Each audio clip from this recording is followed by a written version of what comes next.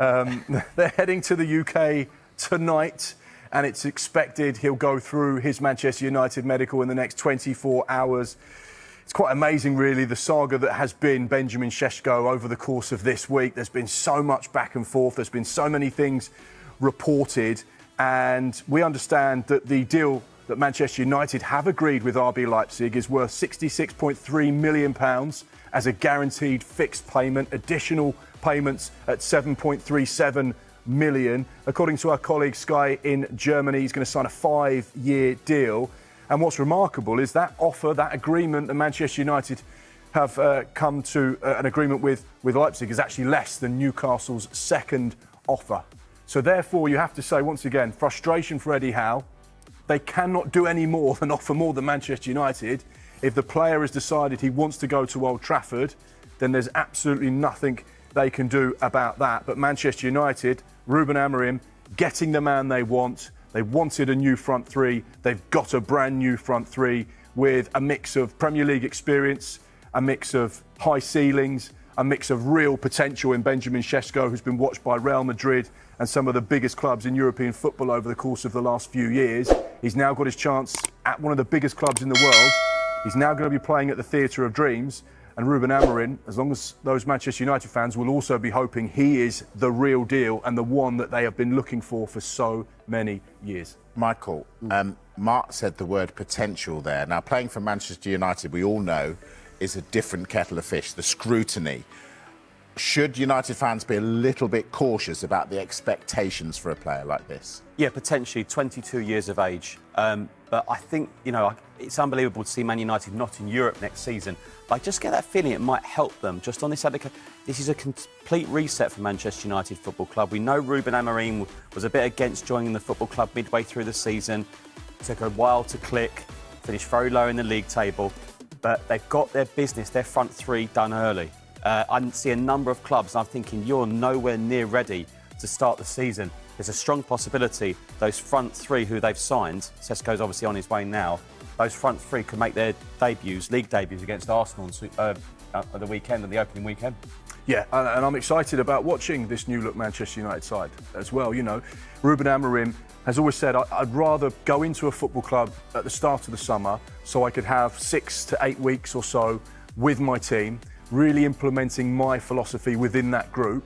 He didn't get the opportunity at Manchester United. He had to go in midway through a campaign. It wasn't a fantastic season despite getting to the Europa League final. It didn't end in the way they wanted. No European football.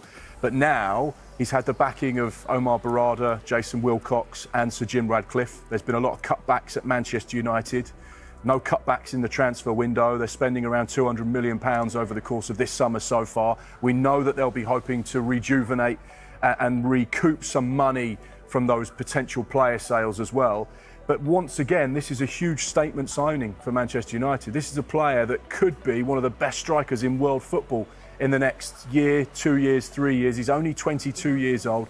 He's got a really high ceiling, and that's what Manchester United are buying. They're buying someone who they believe can go into that team now, but also could be an absolute icon for many years to come at one of the biggest clubs in the world. And that's where I'm intrigued as to how this works out. Ruben Amorim is very focused on the style of football he wants, the setup for his team and what he's looking for. He's got all of the tools now at his disposal. So as far as the fans are concerned, the wider footballing public, no excuses now. Manchester United, you have to deliver. All right, so that said, how good a window is this for Manchester United? You'd like to, well, for United, they need to get the players out they don't want. I think that has to be considered a great success if that's to happen. I mean, we'll be talking maybe Alejandro Garnacho maybe later, but you've got Anthony, you've got Jadon Sancho, Marcus Rashford has left to go to Barcelona, Tiro Malacia. I think it's not a success if United don't get those players out, because people are obviously rightfully saying, well, they're spending a lot of money because those players who aren't part of the plans are currently on big wages. So there must be that hope / expectation that these players will eventually leave the football club. Do they have to go now, though, Mark? No. Manchester United have been quite clever in one respect, because when they bought Matheus Cunha, £62.5 million release clause, that was actioned in the previous accounting period before the 1st of July. So therefore, in theory, they have got that outlay, which will be amortised over 5 years in the previous set of accounts, and the business they've done since the 1st of July will appear in this set of accounts. And obviously that runs to the 30th of June. So any potential player sales, as long as they're done by the 30th of June 2026, then they've got that time to try and balance out, should they need to, this set of accounts over the next 12 months or so. So it's the same with Newcastle when they sold Yankuba Minte and Elliot Anderson and took the goalkeeper from Forest. Aston Villa have done it in the past. Other sides have traded amongst each other when they've needed to make sure they balance the books for PSR reasons. So Manchester United, whilst they're not in Europe, are in a situation where they've actually got a little bit more time to make sure they can balance things before next year.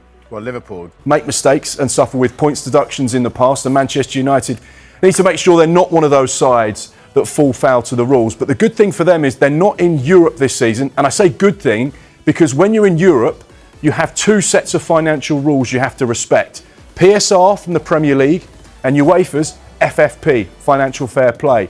And they are very different rules, similar in one respect, but very different. But those teams in Europe have to make sure they abide by those FFP European rules. The fact that they don't have European football means they don't have to worry about it this season. However, they still have a PSR deadline of next year, so they have got time to make sure they make sales. But they also don't want players in the squad that they don't want, do they? So who are the ones, Michael, that should be, or we think might be heading for the exit door? Yeah, I think this is a club reset for Manchester United. It's unthinkable a club of United size not being in Europe. You just think this one season, it might do them a little bit of good. Let's talk about the players potentially on the way out. These are big names, more importantly, big wages. Let's start with Alejandro Garnacho, who Ruben Amorim's been quite vocal in the sense that he probably needs a fresh challenge. And who is the club they're expecting a formal offer from? And that club is Chelsea.